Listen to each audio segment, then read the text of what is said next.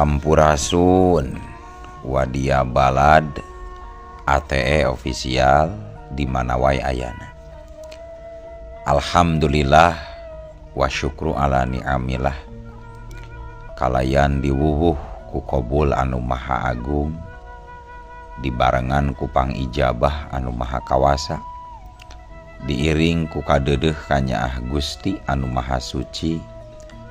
Urang ayeuna dugi kadanget ayeuna masih keneh tiasa ditepang dangukeun deui dina acara anu matuh kamemet urang sadayana. Nyatana dina pagelaran dongeng Sunda jejer carita muja ka iblis. Ayeuna bagian anu ka 10 nanya pamiarsa. Ieu dongeng mangrupikeun buah karyana Aceh Lasmi Indri di Palihan Bandung. Kangge Aceh Lasmi ngahaturkeun rewu nuhun laksa ketika bingahan rehna parantos ngintunkeun naskah sakaligus ngawidian mamang kangge medar ieu dongeng dina channel ATE official ieu. Atuh sumangga kanu teu acan subscribe kantun subscribe heula, ngarah langkung pogot sareng langkung sumanget deui ka si mamangna dina enggoning medar ieu dongengna. Nging hilap di like di komennya nu saseueur-seueurna. Lainna naon mamang masok bingah gitunya upami maosan komentar-komentar di para wargi sadayana teh. Kalintang bingahna deui upami mah link video mamang ieu dipangserkeun atanapi dipangbagikeun. Atuh ngarah teu nyangkolong tingkana waktos sumangga ayeuna mah urang lajengkeun deui dongeng muja ka iblis bagian anu ka 10na. Kumaha salajengna sor cekopina betot simutna pagan heula tali kolorna bisi morosot merezel morozol uzel-uzelan di tengah jalan tempak dung dung tes.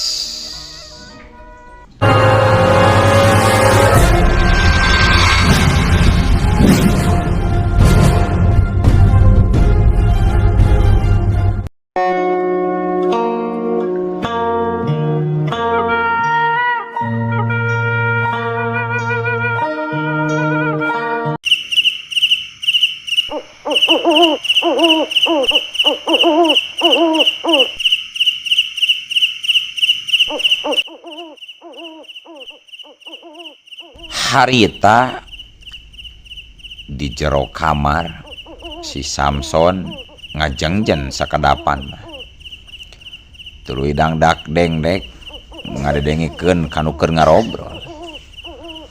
Nah keur ngarobrolkeun naonnya si Aki teh we keur ngobrolkeun bansos kitu we.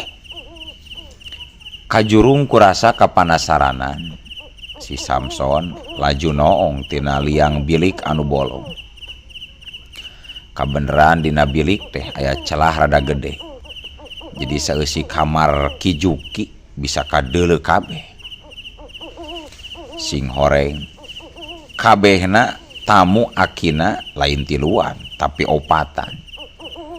Kabeh pada marake baju hideung, anu duaan marake pakaian ala dukun, anu saurang mah awewe disanggul konde di kabaya berukat hideung. Ngan pas ningali nu saurang deui si Samson rada-rada kerung mahena uleng sabab asa-asa wawuh ka eta jalma. Keke asa apa nu saurang eta mah euy jalma teh we? Asa kungsi nempo tapi di mananya panggih jalma eta teh we? Si Samson harita nguras ingetanana, nginget-nginget deui ka jalma anu aya keur ngariung jeung Akina. Oh nya eta jelema teh asana dokter anu basa eta ngaevakuasi layar babaturan uwing nya bener si dokter eta teh tapi saha ngarananya aduh memang bener anu katempo ku si Samson memang teu salah didinya lain ukur tiluan tapi opatan anu opatna nyatana dokter Asep salaku balad gawena dokter Yadi teh teuing keur naon dokter Asep jeung tilu baturna kaasup Ki Juki keur araya didinya anu puguh di tengah riungan teh kasampak parukuyan jeung hayam hideung masih hirup si Samson ngantelkeun ceulina kana bilik hayang nyaho kana eusi wangkongan eta 5 jalma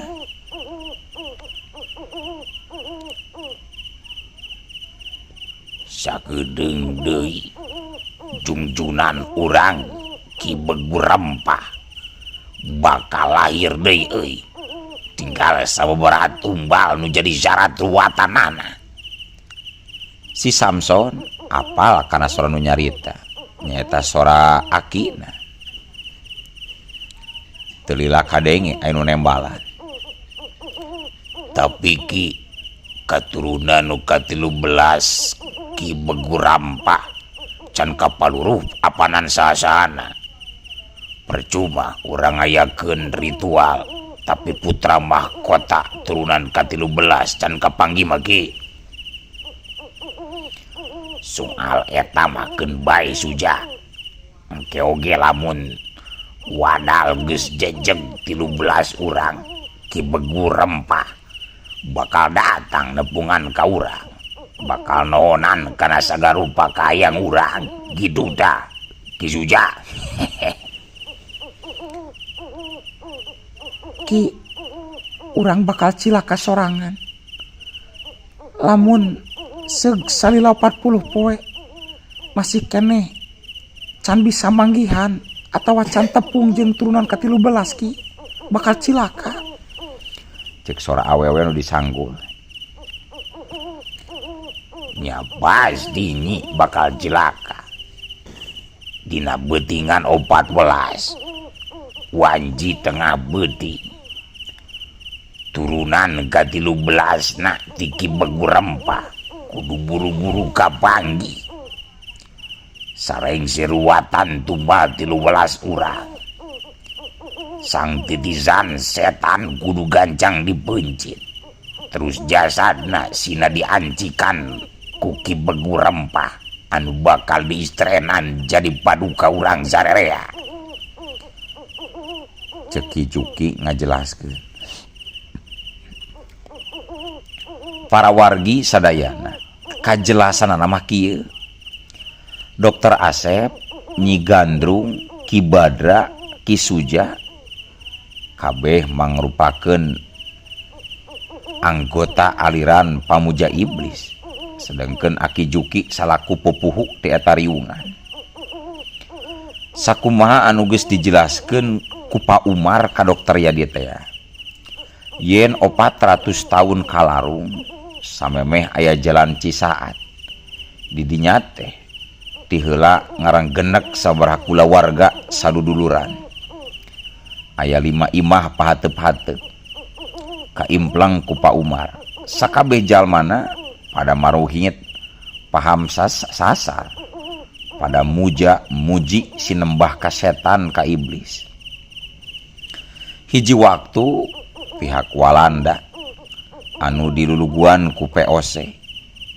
boga karep rek ngawangun jalan tepatna rek narabas leuweung geledegan sabab salila ieu pangiriman rempah-rempah khususna ente sok nyorang jalan tarahal paling teu nguriling bari jauh jadi pasti bakal meakeun waktu jeung biaya gede tah pikeun ngirit sagala rupana eueuh deui cara nya kapaksa pihak POC ngawangun jalan pintas narabas leuweung anu kabeneran di dinya aya 5 pamukiman kulawarga pamuja iblis jadi daek teu daek 5 kulawarga eta pasti kagusur tempat cicingna ngan saenggeus kagusurna 5 kulawarga pamuja iblis, Pak Umar kaburu poekeun narawang leuwih jauhna anu katarawang ku manehna samat nepi ka digusurna wungkul. Sanggeus kurun sabaraha ratus tahun ti harita, si horeng aliran pamuja iblis masih aya. Kasaksian ayeuna aya Aki Juki, Dokter Asep, Nyi Gandrung, Ki Badra jeung Ki Suja. Kabeh anu liman eta teh mangrupakeun anu muhit aliran iblis. Nu jadi tujuan eueuh deui kabeh hayang bisa ngahontal cita-cita kalayan enteng tur cepet. Boh Dokter Asep jeung anu lainna oge teu pati-pati nyarembah begu rempah ari eueuh tujuan lain. Pikeun ngahontal cita-cita numutkeun kapercayaan maranehna limaan, wajib kudu kabangkitkeun ki begu rempah. Dimitian kutumbal 13 urang dipungkas ku mencit turunan ka-13 na ki begu rempah. Engke jasad turunan ka-13 bakal diancikan ku roh gentayangan ki begu rempah. Kitu saeutik kajelasan nama. Ayeuna balik deui kana carita. Kadenge harita Dokter Asep cumarita. Nya ari geus puguh mah katurunan 13 tanggal 14 bakal kapanggih mah jadi regreg. Kuring geus teu sabar ki, geus teu kuat. Cek Dokter Asep. Tenang Mbah Asep, tenang. Naon rupa pamaksudan Pak Asep bakal kasubadanan sanajan cek pikir mah mustahil, tapi pikeun ki begu rempah jungjunan urang sararea moal aya nu hese. Nu penting Pak Asep, Nyi Gandrung sareng Den Barda sing salabar we sareng sacepetna milari beja di mana ayana turunan ka-13 gitu tah. Tembal Ki Juki. Si Samson anu keur anteng-anteng ngadedengekeun kadang ngerutkeun halisna. Turunan ka-13 anu disabit-sabit dina obrolan asa pernah disebutkeun ku jurig jalan Cisatea nalika manehna keur cekek. Pikiran si Samson jadi muter ngajudi-judi naon anu keur dirancanakeun ku akina. Nah aya hubunganana jeung tiwasna 3 baladna. Nah Nyi Esi, Nyi Yeni jeung si Dasep jadi tumbar ruwatan turunan ka-13 atawa lain. Kitu nu aya dina uteukna si Samson waktu harita. Si Samson ngaberi gidik ngusapan pundukna. Hatena mimiti ngarasa tegenna.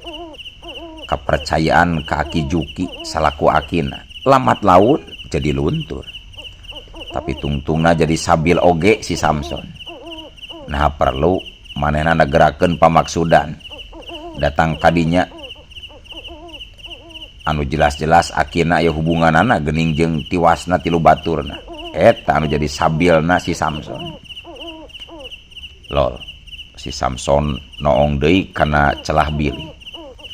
Barang kitu kebeg teh manehna ngarenjak nalika nempo Ki Juki mimiti ngalakukeun ritual. Menyan bodas geus dikukuskeun kana parukuyan. Teu lila serebung. Haseup parukuyan nyamuang ka saeusi kamar. Geus kitu hayam hideung atawa hayam camani mursia mursitu cukup. Umur siang kurus sakitu kececet eta hayam camani dipencit terus getihna dikucurkeun kana opat cangkir seng. Samenit ti harita si Samson jadi ngelel meureun mural nenjo anu limaan pada nyarokot cangkir seng tuluy ngaruyup getih hayam camani. Wajib buah-buah garelo jelema teh euy. Hari Sugante mecet hayam rek dibeleum jeung ngaliwat atawa jeung mayoran. hari pek ngadon getina wungkul da ruyukna teh nyahan jalema saletres saredeng kurang saeundan imah euy buah-buah stres teu menang bansos meureun. Si Samson rada nyeleukeuteuk seuri terus naong deui kana Billy. Kajadian saterusna kabeh nu aya di jero kamar kaasup Ki Juki. Harita dari sarila mareuremkeun panon kerendeng kabeh pada karunyam kunyem jajampean mimitina mah kadengina launan kadituna jajampeana jadi narikan. Raksa mayit santu jarangkir, raksa mayit santu jarangkir. Meh bareng kabeh macakeun eta jampe teuing naon hartina jeung naon maksudna teuing teu hafal. Anu jelas ngadengi eta jampe si Samson jol ngarasa lieur sirahna. Sirahna asa dungdeng di limbungan jeung ceulina asa katorekan. Saeusi kamariungan kabeh pada ngageleter lilin dieu. Meja, jandela jeung sajabana kabeh pada aroyag-oyakan. Angin di luar terus nyeor muteran. Kayaan di kamar anu dipake ritual jadi pahibut, awor jeung papatan jampe. Puncakna kulahe si Samson ngulahe ngalang gerak kapiuhan teu inget di bumi alam.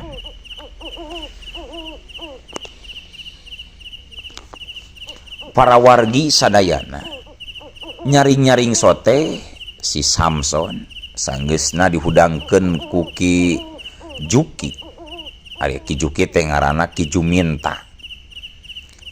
Hari teh Samson dihudangkeun ku Ki Juki alias ku Ki Juminta. Sanggeus si Samson dihudangkeun, laju si Samson diuksila nyang hareup ka akina. Naon anu tadi kadeuleu kumane? Kade ulare geru kasasaha deuleu Samson.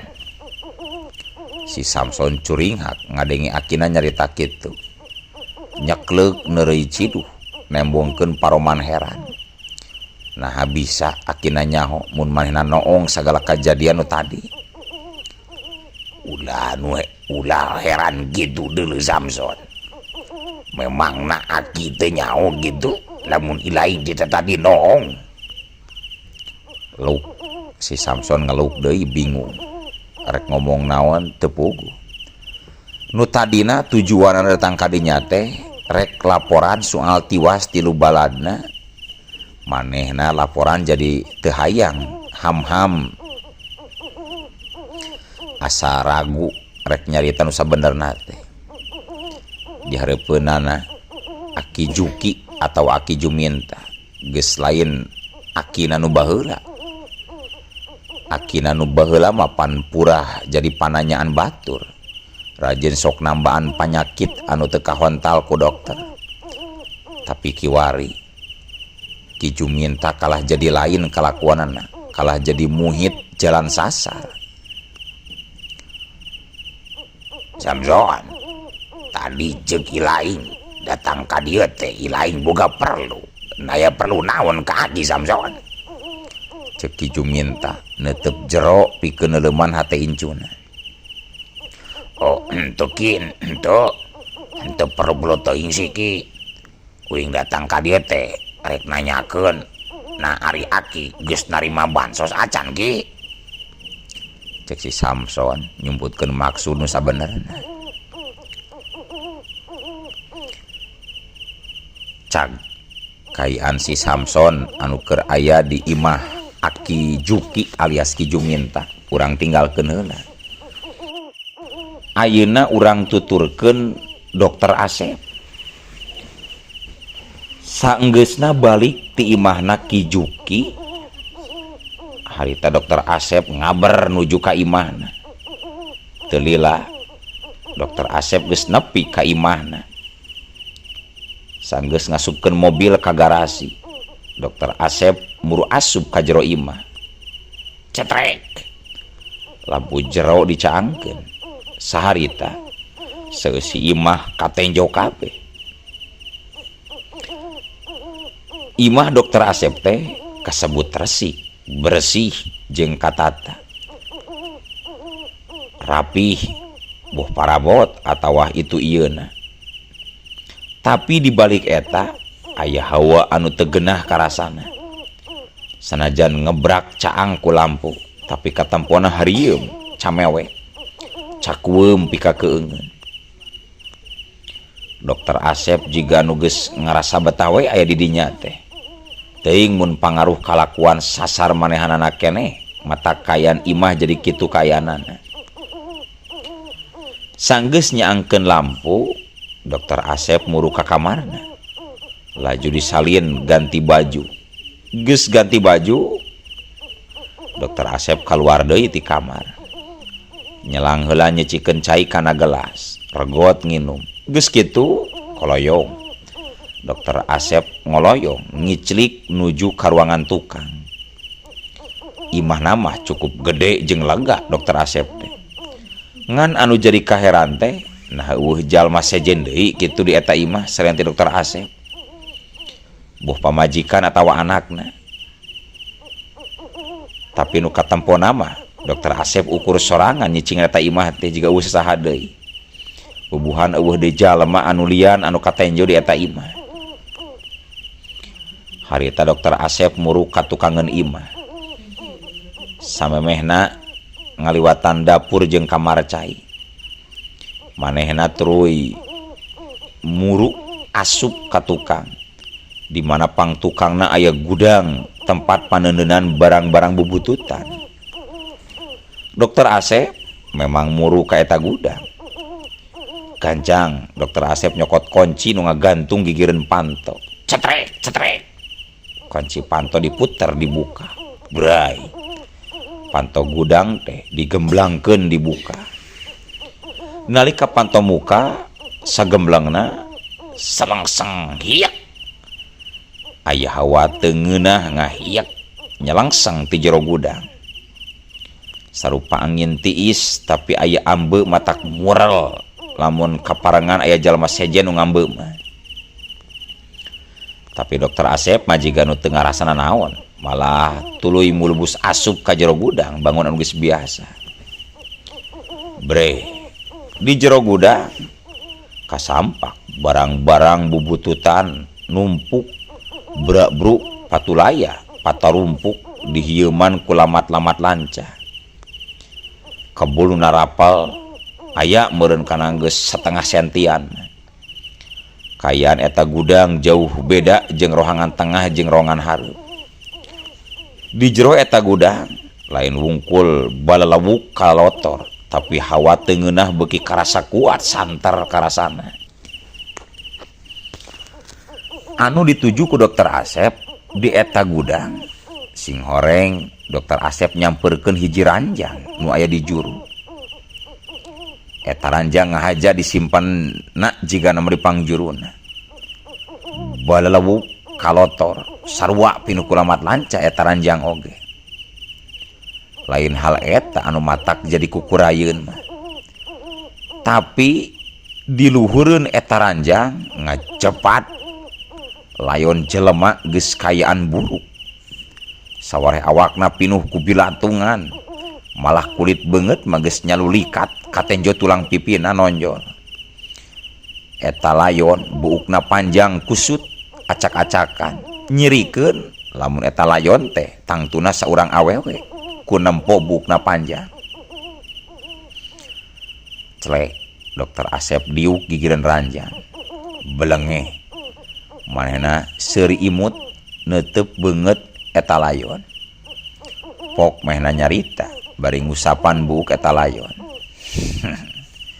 Miranti sakedap deui salira bakal hirup deui Miranti. Urang bakal bebarengan deui jiga bareto. Sing sabar geulis, sing sabar akang keur ikhtiar. Dokter Asep bangun teu ngarasa geuleuh atawa rujit. Sanggeus ngomong kitu teh celepot dokter Asep nyium tarang eta layon. Malah manehna ngagoledag sare gigireun eta layon. Sanggeus ngagoledag gigireun eta layon, kul. Eta layon teh dirangkul, dikekepan bari diciuman. Persis we salaki pamajikan. Cag kayaan dokter Asep anu kahirupanana mahiwal urang tinggalkeun. Ayeuna urang caturkeun deui kaayaan di imahna dokter Yadi harita Buhani saenggeus asup ka kamar anakna. Di jero kamar anakna lainna sare ngadon nyileuk ngahulang. Meureun masih kapikiran ku kajadian aneh cikeneh anu geus lumangsung. Padahal jelas salakina Buhani teh asup ka kamar. Barang ditempo ka kamar horeng geus eueuh geus teu nyampak. Asa piraku salah titinggalian. Cukup lila Buhani nyileuk ngumbar lamunan. Diperem-perem anggar teu daekeun sare. Gulapak ka ditu, gulipak ka dieu. Nu akhirna korejat. Buhani hudang tuluy ngojengkang nuju kaluar kamar. Gancang nyokot HP nu aya na luhur TV. Tuluy nelpon di dokter Yadi salakina.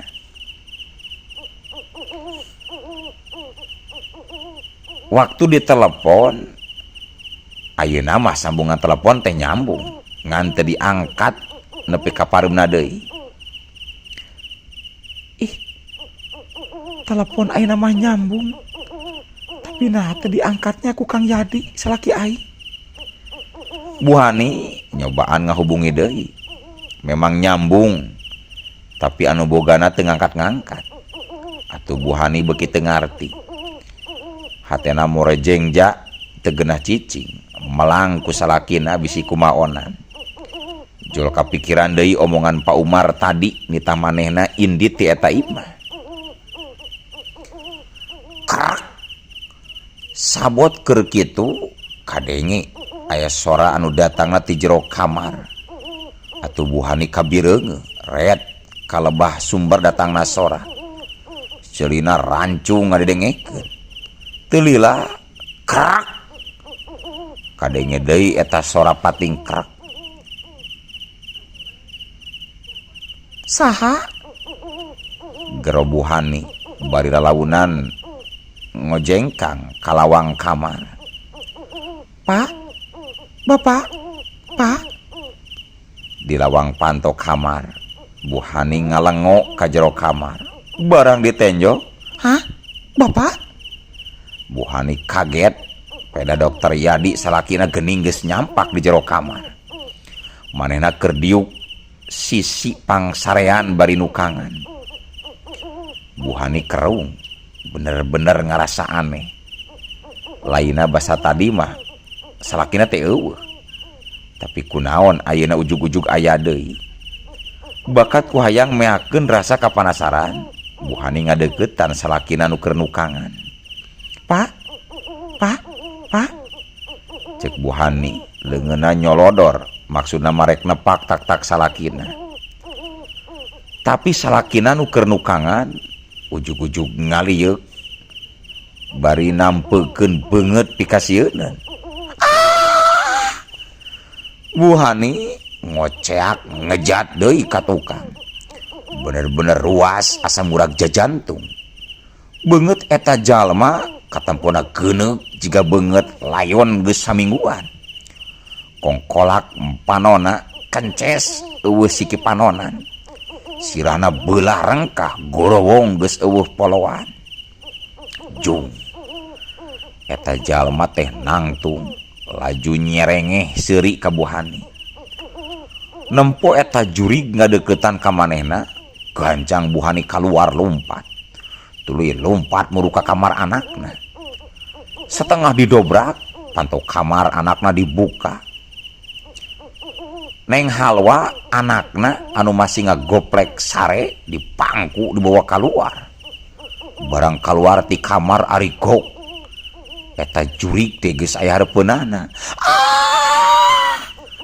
Buhani nu mangku anakna nepi ka ngajengkang ka tukang bakat kuruas. Gancang eta jurig ngarawel, sat. Ngan untung Buhani kaburu nyingcat. Gancang maena hudang ngakurinjal bari mangku anakna.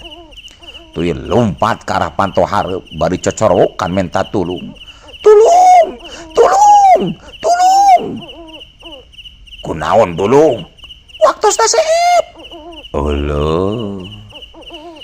Waktosna kabujeng seep. Wadia balad ATE official. Keun atunya. Ieu dongeng teh urang cekapkeun heula we dugi ka dieu. Insyaallah enjing pageto paris dilajengkeun deui. Atuh ku kitu ku kieuna mamang sajamit mungkur amit mundur ti payuneun para wargi sadayana. Hayu ah. Assalamualaikum warahmatullahi wabarakatuh.